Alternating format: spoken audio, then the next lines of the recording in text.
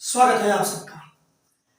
आज फिर वैदिक साहित्य पर दूसरा वीडियो लेकर के आया हूँ, पार्ट 2। पहले वीडियो में मैं पूरा वैदिक साहित्य का खाका बता दिया था कि ये वैदिक साहित्य जो है ये मुख्य रूप से ही 4 ग्रंथों से मिलकर के बनते हैं। वेद जिन्हें संहिता भी कहते हैं, ब्राह्मण ग्रंथ, आरण्यक और उपनिषद। दरअसल ये चारों अगर हम देखें तो हमारे यहाँ प्राचीन काल में जो 4 आश्रमों की व्यवस्था थी मानव जीवन में, 4 आश्रम और 4 पुरुषार्थ, उनके ये प्रतीक है, उनसे ये संबंधित है। देखिए जैसे वेद जो है वो संहिता है जिनमें मंत्र है। यहाँ पहला आश्रम है ब्रह्मचर्य आश्रम। व्यक्ति 0 से 25 वर्ष तक यानी अपने जीवन में 25 वर्ष तक वह ब्रह्मचर्य आश्रम का पालन करता था और संहिताओं का अध्ययन करता था। इसके बाद वह 25 से 50 वर्ष तक गृहस्थाश्रम में रहता था। इस गृहस्थाश्रम में वह याज्ञिक कर्मकांड वगैरह करता था। इसके लिए ब्राह्मण ग्रंथ बनाए गए थे जिसमें याज्ञिक कर्मकांडों की गद्य के रूप में व्याख्या दी गई थी, तो इसको पढ़ा जाता था। फिर आरण्यक है तीसरा। आरण्यक हमने बताया था कि अरण्य में पढ़े जाते थे, ये ब्राह्मण ग्रंथों के ही अवशिष्ट भाग होते हैं।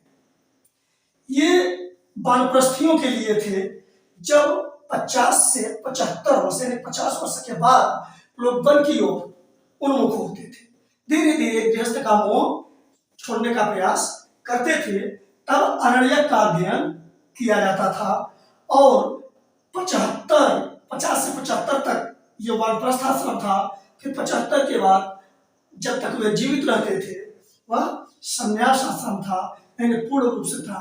उपनिषदों का अध्ययन किया जाता था। ये आरण्यक और उपनिषद हमने बताया था, ये दार्शनिक ग्रंथ है। इनकी चर्चा हम विधिवत पिछले वीडियो में कर चुके हैं। अब हम आज इन वेदों पर और इसमें शामिल करेंगे वेदांग, ठीक, और तब जाकर के साहित्य, वैदिक साहित्य दोनों वीडियोस मिला के पूरा होगा और चलते हैं इनका अलग अलग अध्ययन करते हैं। चलिए देखते हैं। अब ऋग्वेद पहला वेद लेते हैं। यह ऋग्वेद सबसे प्राचीन वेद है, ये सबसे प्राचीन संहिता है यह। और वैदिक संस्कृत में जो वैदिक साहित्य है, इस बात को पहले आप समझ लीजिए, ये वैदिक साहित्य में लिखे गए हैं, वैदिक संस्कृत में लिखे गए हैं। एक होता है वैदिक संस्कृत, एक होता है लौकिक संस्कृत। वैदिक संस्कृत सबसे प्राचीन भाषा विश्व की है, उसी में वेद लिखे गए हैं, यानी जो वैदिक साहित्य भी हमने बताया। तो ये वैदिक संस्कृत और लौकिक संस्कृत, ये दोनों सर्वथा भिन्न है। लौकिक संस्कृत जानने वाला कोई जरूरी नहीं है कि वह वैदिक संस्कृत जानेगा। महर्षि पाणिनि ने लौकिक संस्कृत को नियमों में बांधा, लेकिन वैदिक संस्कृत के लिए जब वो प्रयास किए तो सफल नहीं हुए, उसमें अपवाद रह ही जाते थे। तो ये जो है वैदिक संस्कृत में लिखे गए हैं, जो आर्यों के सबसे प्राचीन भाषा के रूप में जानी जाती है। ऋग्वेद से आर्यों के बारे में, आर्यों के इतिहास के बारे में जानकारी मिलती है। यही आर्यों के इतिहास को जानने का सबसे प्रमुख स्रोत है। अब यह ऋग्वेद दरअसल ऋग शब्द से बना है। ऋग में जब हम वेद जोड़ते हैं तो यह क जो है वो ग बन जाता है, यह ऋग्वेद। और वेद कैसे बने, वैदिक साहित्य, वैदिक शब्द कैसे आए, इन सब की चर्चा हम पिछले वीडियो में अच्छी तरह से कर दिए हैं, उनको भी आप समझ लीजिए, देख लीजिए। ये ऋग्वेद है क्या? ऋचाओं का क्रमबद्ध अध्ययन है, इसमें क्रमबद्ध ज्ञान है ऋचाओं का। ये ऋचा क्या होते हैं? मंत्र। जो ऋग्वेद के मंत्र हैं उनको ऋचा कहा गया, ठीक। इस ऋग्वेद का जो विभाजन करते हैं वह 2 आधार पे करते हैं। पहला अष्टक आधार पे, यानी पूरे ऋग्वेद को 8 अष्टकों में पहले बांट दिया गया है और हर अष्टक में 8 अध्याय रखे गए हैं। हर अष्टक में 8 अध्याय और कुल 8 अष्टक, तो कुल अध्याय हो गए 8 पूरे 8, यानी ऋग्वेद में कुल 64 अध्याय है। ये अध्याय वर्गों में भी विभाजित किए हैं और कुल वर्ग जो बने हैं, क्योंकि वर्गों की संख्या निश्चित नहीं है अध्यायों में, लेकिन कुल वर्ग जो है वह 2006 है। इस प्रकार से कुल 2006 वर्ग हैं। इन्हीं वर्गों से थोड़े थोड़े मिल करके अध्याय बने हैं, ठीक, और 8 अध्यायों से मिल करके एक एक अष्टक बना है, तो कुल 8 64 अध्याय है। अब दूसरा आधार है मंडल का। पूरे ऋग्वेद को 10 मंडल में बांट दिया गया है, 10 मंडल। अब ये मंडल जो है वह अनुवाकों में बांटे गए हैं। अनुवाक, ये अनुवाकों में विभाजित है और पूरे ऋग्वेद में कुल 85 अनुवाक है। अब ये जो अनुवाक बांटे गए हैं ये सूक्तों से बने हैं, यानी हर अनुवाक में सूक्त है और ये सूक्त जो है वह ऋचाओं से बने हैं। कुल सूक्तों की संख्या 1028 है। अब ये सूक्त मंत्रों से बने हैं, यानी ऋचाओं से उनकी संख्या 10,580 या 10,600 के लगभग, ठीक।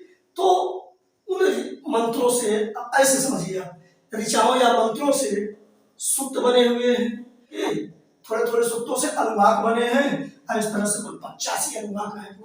और थोड़े थोड़े अनुवाकों से मंडल बने हुए हैं और ये कुल 10 मंडल है, ठीक। इन 1028 जो सूक्त है उसमें 1017 अलग टाइप के सूत्र और 11 बालखिल, ठीक। ये तो जैसे और सूक्त थे है उसी तरह से 1017, लेकिन 11 बालखिल है जो हस्तलिखित है। ये मिल करके 1028 सूत्र बनते हैं। इन बालखिल जो सूत्र है ये 8वें मंडल में मिलते हैं, इनका उल्लेख 8वें मंडल में है। और ऋचाओं की संख्या हमने बताया 10,580 या लगभग 600, 10,600। अब यही ऋचाओं को क्या कहा जाता था? मंत्र, यानी ऋचाओं से सूक्त बना, सूक्तों से अनुवाक, अनुवाक से मंडल। अब ऋचा जो पढ़ते थे उन ऋषियों को होत्र या होता कहा जाता था। इस बात पे आप ध्यान देना, हर वेद से संबंधित पढ़ने वाले अलग अलग नाम से जाने जाते थे। ऋग्वेद से संबंधित जो है वह होत्र या होता कहे जाते थे और आगे वालों को बताया जाएगा। दूसरे से 7वें मंडल, दूसरा से लेकर 7वां मंडल यह अपेक्षाकृत सबसे प्राचीन है, माने और जो बसते हैं तीन। दूसरे से 7वें मंडल को वंश मंडल कहा जाता है। यह वंश मंडल क्यों कहा जाता है? दरअसल दूसरे से लेकर 7वें तक जो मंडल है यह किसी न किसी ऋषि से संबंधित है। अब ये इन ऋषियों में हम मुख्य जान लेते हैं केवल 2 को, कि तीसरा मंडल जो है वह विश्वामित्र से संबंधित है और 7वां जो है वह ऋषि वशिष्ठ से संबंधित है। विश्वामित्र और वशिष्ठ का नाम आपने सुना है। तो विश्वामित्र जो उदारवादी गुरु होता था उसकी उपाधि थी, एक प्रकार की उपाधि थी, और जो परंपरावादी या रूढ़िवादी गुरु होते थे उनको वशिष्ठ कहते थे। तो वशिष्ठ 7वें मंडल के ऋषि हैं और विश्वामित्र तीसरे मंडल के। पहला और 8वां मंडल समकालीन है, ध्यान देना। दूसरा 7वां अपेक्षाकृत दूसरे से 7वें मंडल तक अपेक्षाकृत अधिक प्राचीन है और पहला और 8वां जो है वो समकालीन माने जाते हैं, एक साथ लिखे गए हैं, जोड़े गए हैं। 10वां मंडल सबसे बाद में जोड़ा गया है, सबसे बाद में जोड़ा गया। इसको तो रखना बहुत आसान है कि जब अंत में है तो सबसे अंत में आया होगा। अब हम एक एक मंडलों के बारे में कुछ समझ लेते हैं। तीसरे मंडल में विश्वामित्र द्वारा रचित प्रसिद्ध गायत्री मंत्र है। अब ध्यान देना इस चीज को।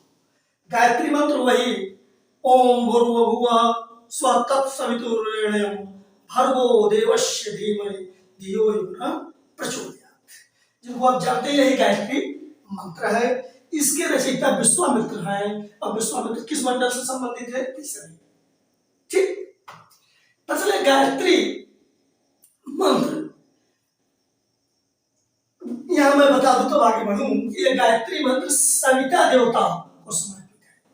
कहीं आप यह भ्रम प्रश्न समझ ले कि गायत्री मंत्र गायत्री देवी को समर्पित है।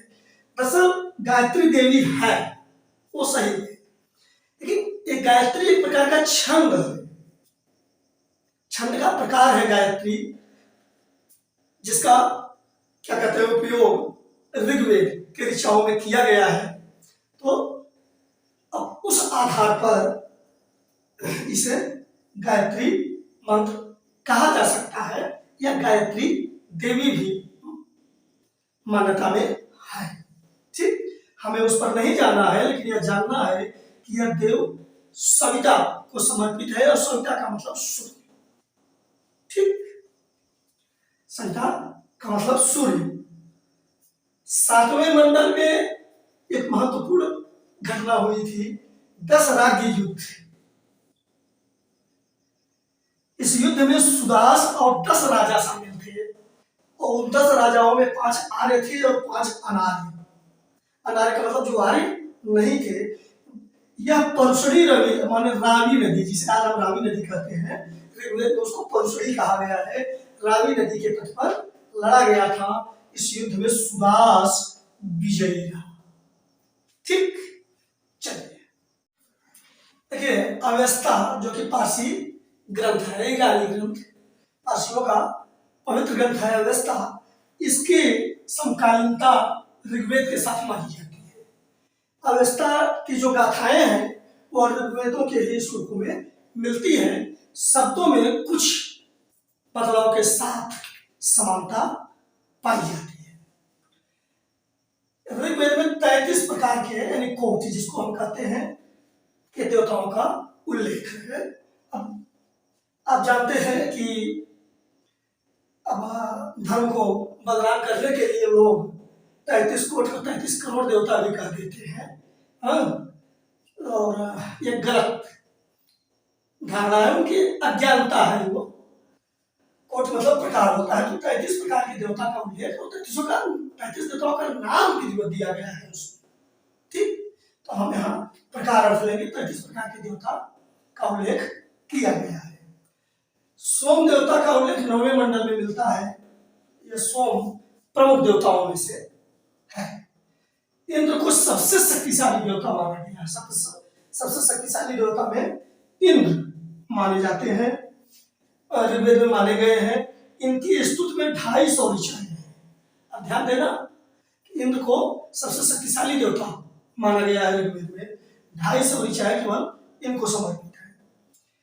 ऋग्वेद में बहुदेववाद, एकेश्वरवाद और एकात्मवाद के बीज मिल जाएंगे, मतलब ये प्राप्त होते हैं। यानी ये जो बहुदेववाद, एकेश्वरवाद, एकात्मवाद दर्शन है उसकी शुरुआत ऋग्वेद से ही हो जाती है।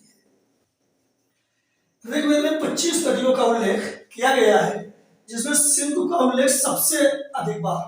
अब ध्यान देना, सबसे अधिक बार उल्लेख सिंधु का। दरअसल इस ऋग्वेद की रचना जो है वह उसी क्षेत्र में हुई थी, सिंधु क्षेत्र में ही। सप्त सैंधव प्रदेश जिसको कहते हैं। ठीक, इसको भी आप जानते रहिए। सप्त सैंधव क्षेत्र में क्या हो सकता है, कहीं पंजाब लिखा हो तो वहां ऋग्वेद की रचना हुई थी। तो सिंधु का उल्लेख सबसे अधिक बार है, लेकिन सरस्वती नदी को सबसे पवित्र नदी कहा गया है। सरस्वती नदी को सबसे पवित्र माना गया है और सिंधु नदी का उल्लेख सबसे अधिक बार हुआ है। गंगा का प्रयोग केवल एक बार मिलता है, यमुना का प्रयोग 3 बार किया गया है। सिद्ध सूक्ति अस्तोमासर गमय का उल्लेख भी ऋग्वेद में मिलता है। ठीक, अस्तोमा शब्द गमय यानी हे ईश्वर, मुझे असत्य से सत्य की ओर ले चलो। आर्य का अर्थ जो वेद में आर्य शब्द का प्रयोग किया गया है उसका अर्थ श्रेष्ठ शब्द से है। कुछ विद्वान भाषा समूह भी मानते हैं आर्य को। ठीक, हिमालय पर्वत और इसकी देखिए हिमालय पर्वतों के हिमालय पर्वत का उल्लेख मिलता है ऋग्वेद में और उसकी चोटी का मुंजवंत यह उल्लेख मिलता है। पूर्वा और वशी की प्रेम कहानी आप सुने होंगे, दिनकर जी ने भी इस पर एक काव्य की रचना की है, उसका उल्लेख ऋग्वेद में मिलता है। ऋग्वेद की जो अधिकांश सूक्त है इनकी रचना पंजाब में की गई, जैसा हमने बताया सप्त संधव क्षेत्र में ही यह आता है। ऋग्वेद में जो स्त्री रचयिताएं थी जिन्हें प्राचीन काल की वैदिक काल की विदुषी महिलाएं कहा जाता है, लोपामुद्रा, घोषा, सची, पलोमी आदि थी। अब समझ लेते हैं कि ऋग्वेद में कुछ नदियों का उल्लेख किया गया है जिनका नाम इस समय बदल चुका है। जैसे देखिए यहाँ वैदिक नाम और ये वर्तमान नाम क्या हो गया है उनका। जैसे परशुरी नदी को अब रावी कहते हैं। वैदिक नाम में जो शतुद्री है उसको आज सतलज के नाम से जानते हैं। अस्किनी को चिनाव के नाम से, जो ऋग्वेद में अस्किनी नदी है उसे आजकल चिनाव नदी कहते हैं। वितस्ता का मतलब झेलम, विपाशा नदी व्यास नदी के लिए प्रयुक्त है, जो वर्तमान में व्यास नदी कही जाती है। कुंभा का प्रयोग ऋग्वेद में आज के काबुल नदी के लिए किया गया है।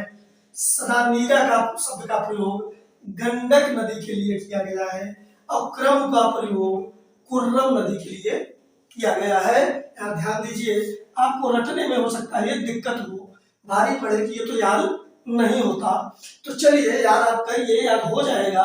नहीं तो आपको चाहिए वो विकल्प का ट्रिक मैं बता दे रहा हूँ। देखिए परसुड़ी में र है तो रावी र, अगर वो विकल्प में आता है तो आप समझ लेंगे। ठीक, र है परसुड़ी में र है तो रावी में र है, उसी से इसकी मैचिंग होगी। सतुद्र में स है, सतलज में स से, क्योंकि और में ऐसा भ्रम नहीं है। सतुद्र में स से शुरू है, सतलज में सतुद्र सतलज है। अस्किनी में आप देखिए कि अगर चाहे तो आप ऐसे भी बैठा सकते हैं कि इसमें न है और इसमें भी न है, तो अस्किनी चिनाव से संबंधित ऐसा संयोग और किसी में नहीं है, तो आप विकल्प में बना सकते हैं। वितस्ता से झेलम का संयोग आपको दिक्कत करेगा, लेकिन जब आप और जान लेंगे तो वितस्ता या झेलम समझ लेंगे अपने आप। विपाशा वह है व्यास, विपाशा और व्यास बहुत ज्यादा दिक्कत नहीं होगा इन शब्दों में, वह है स है स है, विपाशा व्यास। कुंभा का काबुल ये भी मैच कर रहा है, तो कैसे समझ लेंगे। क्रम और कुर्रम बढ़िया मैच कर रहे हैं, क्रम कुर्रम। ठीक, इसमें अक्षर यहाँ है, इसमें यहाँ, उसमें कोई दिक्कत नहीं है। सदा नीरा और गंडक, सदा नीरा को गंडक कहते हैं और वितस्ता को झेलो, ये आपको दिमाग में बैठा लेना है। चलिए ऋग्वेद में आए कुछ शब्दों के अर्थ को समझ लेते हैं। जैसे वाय शब्द का प्रयोग वहां जो किया गया है, वाय का अर्थ है जुलाहा। ततर शब्द का प्रयोग किया गया है करघा के लिए। ठीक, अमाजू शब्द का प्रयोग अविवाहित कन्या के लिए किया गया है। दासत्व जो है वह अश्विनी कुमार के लिए, जो कि वैद्य देवता माने जाते हैं, उनके लिए किया गया है। ऋग्वेद का ब्राह्मण ग्रंथ ऐत्रेय और कौशिक, ये जो आपको बता चुका हूँ, इसका भी रटा चुका हूँ। कौशिक ऋग्वेद पढ़, यानी ऋग्वेद के ब्राह्मण ग्रंथ ऐत्रेय और कौशिक और बताया था कि इन्हीं ब्राह्मण ग्रंथों से अरण्यक ग्रंथ बने हैं, तो यही दो अरण्यक ग्रंथ भी हो जाते हैं, ऐत्रेय अरण्यक और कौशिक अरण्यक। ऋग्वेद के 4वें मंडल में कृष का उल्लेख मिलता है, 4वें मंडल में कृष का उल्लेख है। ये 10वां मंडल, आप ध्यान दीजिए, 10वें मंडल में प्रसिद्ध पुरुष सूक्त है, जिसमें 4 वर्णों की उत्पत्ति उस विराज पुरुष के अंगों से दिखाया गया है। पुरुष सूक्त में 4 वर्णों की उत्पत्ति दिखाई गई है ऋग्वेद में उस विराट पुरुष के अंगों से। कौन कौन से अंग हैं, इसके लिए उसमें एक मंत्र है कि ब्राह्मणो वश्य मुखमासीत बाहो राजन्याकृत उत्तरस्थ पद वैश्यम पदभ्याम शूद्रो अजायत। यानी ब्राह्मण उस विराट पुरुष के मुख से, क्षत्रिय उसकी भुजाओं से, वैश्य जांघ से और शूद्र पैर से उत्पन्न हुए हैं। इसमें फिर और आगे काफी चीजों की उत्पत्ति बताई गई है। जैसे कहा गया है कि चंद्रमा मनुष्यो जात, और चक्षो सूर्यो अजायत और स्रोता वायु च प्राण च और अग्नि मुखात अजायत। मतलब चंद्रमा जो है वह विराट पुरुष के मन से, और सूर्य उसकी आंख से, और वायु तथा प्राण उसके कान से, और अग्नि उसके मुख से उत्पन्न हुए हैं। ध्यान देना है कि ये थोड़ा विवादित रहा है, अजीब टाइप का लोगों को लगता है, लेकिन ये कोई विवाद का विषय नहीं होना चाहिए। यह एक प्रतीक मात्र है। देखिए विष्णु का वामनावतार, यह भी देखिए महत्वपूर्ण है। विष्णु, भगवान विष्णु का वामनावतार, जिसमें वो वामन का रूप धारण करके आए थे राजा बलि की परीक्षा लेने के लिए, जिसमें वो 2.5 कदम भूमि मांगे थे। वो कहानी आप सुने होंगे। तो वो वामन समझते हैं ना, बौना, तो द्वार्फ जिसे कहते हैं अंग्रेजी में। विष्णु का वामनावतार यह ऋग्वेद में उल्लिखित है। ठीक, वामनावतार की चर्चा ऋग्वेद में है। अब हम देख लेते हैं ऋग वैदिक काल के प्रमुख देवता। तो सबसे शक्तिशाली देवता में इंद्र माने जाते थे। ठीक, इंद्र या इन्हें पुरंदर भी कहा गया है। पुरंदर ये आर्यों के युद्ध नेता थे, युद्ध के नेता। अग्नि मनुष्य और देवताओं के मध्यस्थ देवता माना जाता था। ऐसे जब हवन वगैरह किया जाता है तो मनुष्य हवन करता है और वह देवता तक पहुंचने के लिए अग्नि का उपयोग किया जाता है। तो माना जाता है कि अग्नि जो है मनुष्य व भविष्य लेकर के देवता तक पहुंचा देता है। वरुण जलनिधि के देवता माने जाते हैं। सोम पेय पदार्थ के देवता। एक प्रसिद्ध रस सोम रस का ऋग्वेद में खूब उल्लेख है। यह सोम देवता सोम रस के बड़े शौकीन थे। ठीक, सोम रस का उल्लेख ऋग्वेद में आता है। आज भी आयुर्वेद वालों के लिए यह पहेली बनी हुई है। लोग खोज में लगे हुए हैं सोमरस की।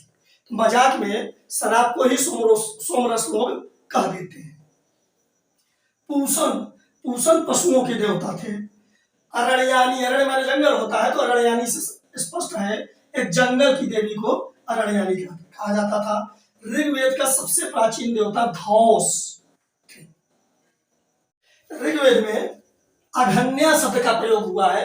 अघन्या का मतलब होता है जो हनन के योग्य न हो, यानी जो मारने के योग्य न हो। यह अघन्या शब्द गाय के लिए आया है, और अष्टकर्णी शब्द भी गाय के लिए आया है। अघन्या या अष्टकर्णी यह गाय के लिए प्रयुक्त हुआ है। दरअसल ऋग्वेद में प्रमुख व्यवसाय पशुपालन था, कृषि गौण व्यवसाय था। तो पशुओं का पालन प्रमुख व्यवसाय होने के कारण पशुओं को अधिक महत्व दिया जाता था। उसमें गाय को सबसे महत्वपूर्ण पशु माना जाता था। गायों के लिए तो युद्ध भी किए जाते थे। तो गायों के महत्व के कारण ही इसे अघन्या कहा गया, वध न करने योग्य। अब इसी गाय शब्द से देखिए आप, गो शब्द से ही गविष्ठ बना है। गविष्ठ का अर्थ होता है गायों की खोज, और गायों की खोज के लिए वो लड़ाइयां भी होती थी, इसलिए यह युद्ध का पर्यायवाची बन गया था। ऋग्वेद में युद्ध के लिए गविष्ठ शब्द का प्रयोग किया गया है, जिसका अर्थ होता है गायों की खोज। एक परि शब्द का प्रयोग किया गया है। परि शब्द का प्रयोग पशुओं के व्यापारी के लिए है, जो अपनी चोरी ये व्यापार करते थे दूर दराज से। तो ये अपने चोरी के लिए भी, पशुओं की चोरी के लिए भी कुख्यात थे। दुहिता शब्द का अर्थ होता है दूध दूहने वाली, यानी दूहने वाली। पुत्री का काम था दूध दूहना, और उसी दूध दूहने के कारण दुहिता जो है पुत्री की पर्यायवाची बन गई। यानी दुहिता का मतलब पुत्री जो दूध दूहती थी। ठीक, धान्य, ये सब शब्द आज भी इसी तरह से प्रयुक्त होते हैं, संस्कृत निष्ठ शब्द कहे जाते हैं। ये सब आपको तैयार रहने चाहिए। अब लोग कहते हैं धन धान्य से परिपूर्ण रहो। अब धन धान्य, धन का अर्थ समझते हैं। धान्य मतलब होता है अनाज। यव का अर्थ जौ, यव का अर्थ जौ। ऊर्ध्व शब्द का प्रयोग हुआ है ऋग्वेद में, यह अन्न मापने के बर्तन के लिए हुआ है इसका प्रयोग। विवेकनाथ शब्द का प्रयोग ब्याज लेने वाले लोगों के लिए, यानी सूदखोरों के लिए हुआ है, जो धन दे करके सूद कमाते थे, उन्हें विवेकनाथ कहते थे। हिरण्य शब्द का अर्थ होता है सोना। ये सब शब्द ऋग्वेद में मिलते हैं।